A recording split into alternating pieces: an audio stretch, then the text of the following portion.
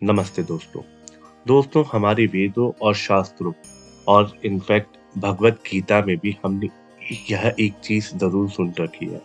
हमारी आत्मा कभी मरती नहीं क्योंकि यह एक ऊर्जा है और ऊर्जा ना तो कभी जन्म लेती है और ना ही कभी खत्म होती है। दोस्तों हमारी आत्मा परम सत्य है। हमारी आत्मा एक ऐसी जीवन शक्ति है जो हमारे शरीर और मन को चलाती है। इसे हम जीवन शक्ति या परम ऊर्जा का नाम भी देते हैं। दोस्तों आइए पहले समझते हैं कि आत्म शक्ति क्या है। दोस्तों हमारे अंदर एक ऐसी आत्म शक्ति है जिसके बिना हम कुछ भी करने में असमर्थ हैं। हमारे अंदर एक आत्मा रूप अनंत शक्ति का निवास होता है। इस आत्म शक्ति का सीधा संबंध उस परमात्मा से होता है जिसे हम परब्रह्म कहते हैं। दोस्तों हमारे जीवन में इस शक्ति को अधिक से अधिक इस्तेमाल करने के लिए हमें पहले इसे अच्छी तरह समझना बहुत जरूरी है। असल में हम करते क्या है कि हम हमेशा अपने आप को बाहरी रूप से शक्तिशाली बनाने की कोशिश में लगे रहते हैं और हमारी अंतर आत्मा या अंतर चेतना में छिपी शक्तियों को हम कभी इस्तेमाल नहीं करते, कभी जागरूक नहीं कर पाते। दोस्तों आइए अभी हम जानते हैं 8 ऐसे तरीके जिससे आप अपनी आत्मा की शक्ति को बढ़ा सकते हैं और आत्मा की शक्ति को बढ़ाकर आप परब्रह्म से भी अपना साक्षात्कार कर सकते हैं। तो दोस्तों आइए जानते हैं ये 8 तरीके कौन से हैं। दोस्तों सबसे पहला तरीका है ध्यान करना।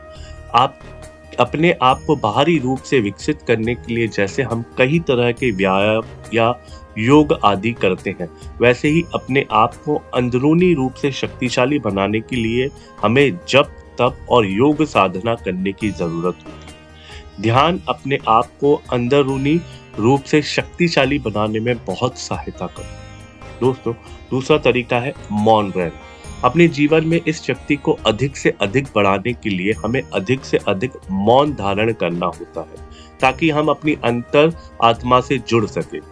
मौन एक निश्चित समय तक चुप रहने का नाम है। मौन धारण करने का मतलब सिर्फ बोलना बंद करना नहीं होता, बल्कि मौन के समय हमें अपने मन में भी कुछ बात नहीं करनी होती। दोस्तों तीसरा तरीका है मन को शांत रखना। जितना ज्यादा हम अपने मन को शांत रखेंगे उतनी ज्यादा अंतर मन की जो शक्तियां हैं हमारे जीवन में प्रकट होने लगती है। दोस्तों इसके लिए हमें अपने मन को पूर्ण रूप से शांत करना होगा और उसके लिए हमें कुछ प्रयास करने की जरूरत नहीं होती, क्योंकि कोई भी प्रयास हमें और भी अशांत बना देगा और ऐसा करने के लिए हमें शांत रहकर बस सिर्फ हालातों का साक्षी बनते हुए उसको देखने का प्रयास करना होता है। दोस्तों चौथा तरीका है साक्षी भाव में रहना।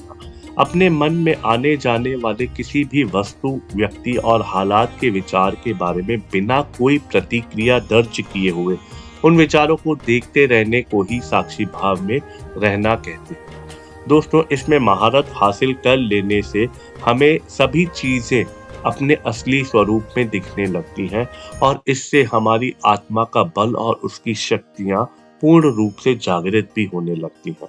दोस्तों पांचवा तरीका है अपने आप को अपनाना। आत्मशक्ति को बढ़ाने के लिए अगर हम कम शब्दों में कहें तो अपने आप को अपनाना, माफ करना और प्यार करना चाहिए, क्योंकि आत्मशक्ति को बढ़ाने के लिए सबसे पहले अपने आप को समझना जरूरी है। हम जैसे हैं पहले हमें अपने आप को वैसे ही अपनाना होगा और अपने आप को प्यार करना होगा। यदि हम में किसी तरीके की कोई वीकनेस है या कोई कमजोरी है, कहीं हम मेंटली फिट नहीं है, तो यदि हम अपने आप को अपनाते हैं तो हमें और रास्ते मिल जाते हैं उनको सुधारने के लिए। दोस्तों छठवां तरीका है आस्था रखना। प्रभु कृपा के तो कुछ भी मुमकिन नहीं है, इसलिए अपने आप को कठिन से कठिन समय में सकारात्मक रखने के लिए उस सर्वश्रेष्ठ परमात्मा पर आस्था होना बहुत जरूरी है। दोस्तों सातवां तरीका है अपने असली रूप को पहचानना। इस संसार में जहां हम अपने भौतिक शरीर को सब कुछ मान बैठे हैं, वहीं अपने सच्चे आत्मिक स्वरूप से बहुत दूर हो गए हैं।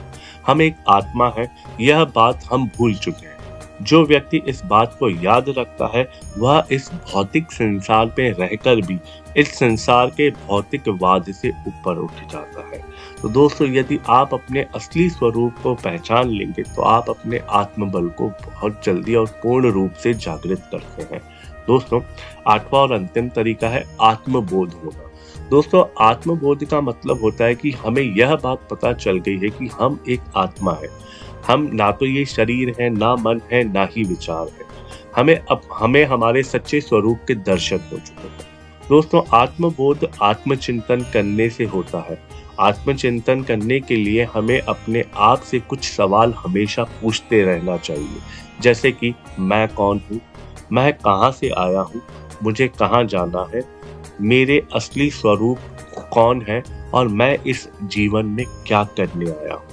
दोस्तों, जब आप इन सवालों के साथ और अपने जिज्ञासा के साथ इन सवालों पर आत्मचिंतन करना शुरू करते हैं, तो धीरे-धीरे आपको इसके जवाब मिलते हैं और आपको आत्मबोध होने लगता है और आत्मबोध होने से आपकी आत्मा की शक्ति पूर्ण रूप से जागृत और सजग होने लग जाती है। तो दोस्तों, ये कुछ तरीके हैं जिससे आप अपनी आत्मा का बल बढ़ा सकते हैं। इन तरीकों को आपको निरंतर करना होता है, 1 या 2 बार से आपको इसके कोई रिजल्ट नहीं मिलेंगे।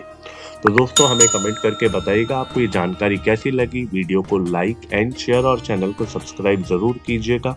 हम आपसे मिलते हैं अगले वीडियो में। तब तक आप आनंद में रहिए। नमस्कारम।